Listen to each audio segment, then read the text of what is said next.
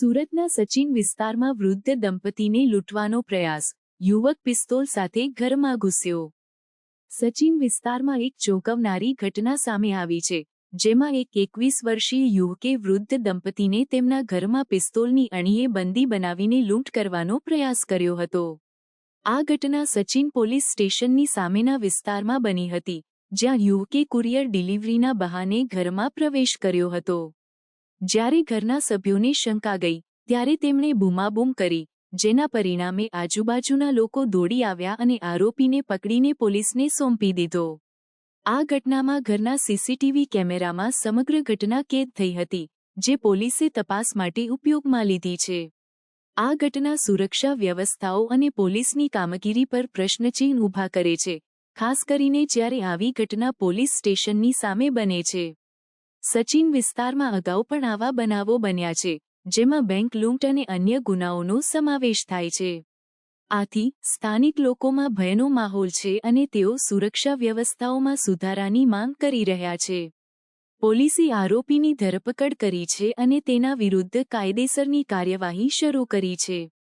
આ ઘટના સ્થાનિક લોકો માટે ચિંતાનો વિષય બની છે અને તેઓ સુરક્ષા વ્યવસ્થાઓમાં સુધારાની અપેક્ષા રાખી રહ્યા છે. અરુણસિંહ ઇન્દ્રસિંહ વાસિયા, મારે રહેવાનું સચિન ગામ. અમે સવારના દોડના ટાઈમે સૂતેલા હતા, ત્યારે એક ભાઈ આવીને બહારનું ઠોક્યું, એટલે મારી મિસિસ ગઈ છે. અને ત્યાર પછી તેને માંગે કુરિયર આવ્યું એમ કરીને બોલાવ્યું અમને. મારી મિસિસ ગઈ ને કુરિયરનો બહાનો કરીને એટલે ઘરમાં ઘૂસી ગયો ને મારી મિસિસ પર થોડો મગજમારી કરી એની હાથે ને મને ઉઠાવ્યો એટલે મને કહે કે તમે બી બોલતા નહીં તો તમારા પર ગોળી ચલાવી દેવા એમ કીધું એને. ને પછી મારી છોકરાની બહુ ઉપરથી આવતી હતી, એને કીધું કે તું કાંઈ ગયા, વિવેક કાંઈ ગયો? તો મને કીધું કે વિવેક છે કે નહીં, છોકરો છે ને, હું છોકરો તો એના મામાને ત્યાં ગયેલો છે એમ કીધું મેં. મને કહે કે કાં છે? હું કહે તો બહુ દૂર ગામ છે એનું, મળે આવે ને એવું નથી. પછી મને કે જે હોય તો માંગ નહીં કરી પૈસાની ને એની. તો મેં કીધું ભાઈ મને તું જવા દે તો મેં તને પૈસા આપું ને. એટલે મને એ સોફા પર બેસાડી દીધો ને પછી બાજુમાંથી શૈલેષભાઈને ફોન કરીને બોલાવી લીધો એની મમ્મીએ.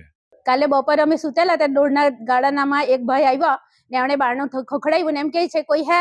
એટલે મેં અંદર બહાર નીકળીને જોઈને તે એમ કે વિવેક है? तो मैंने बोला कि नहीं है.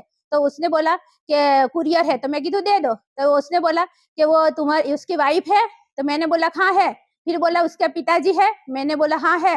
तो उसने बोला कि आप उसकी माताजी है. मैंने कहा हाँ. फिर बोला उसकी वाइफ है. मेरे को क्या बुलाऊं? मैं इसने बोला कि कुरियर है तो दे दो ना.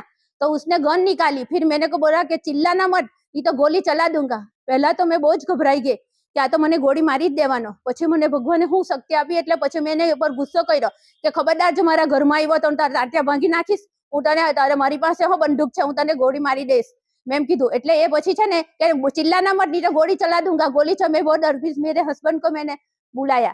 હસબન્ડ ને બૂમ પાડી કે ઉઠો ઉઠો, કોઈ આપણા ઘરમાં ભરાઈ ગયું.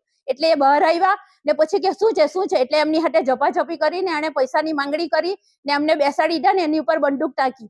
એટલે મેં કામવાળીને બૂમ પાડી કે રીટા અંદર આવ.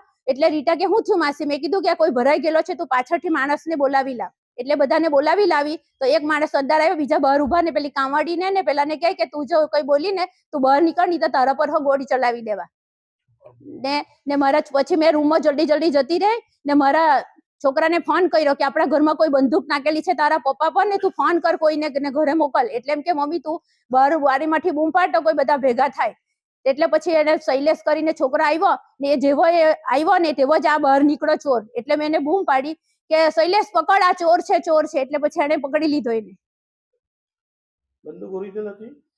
ના પછી ખબર પડી. પહેલા તો નહીં ખબર હતી કે એની ઓરિજિનલ છે કે નકલી છે. તો જયારે પકડાયો ને એના કોથળીમાંથી બંદૂક કાઢીને એને આખું માસ્ક પહેરેલું હતું, એનો ચહેરો દેખાતો જ નહીં હતો.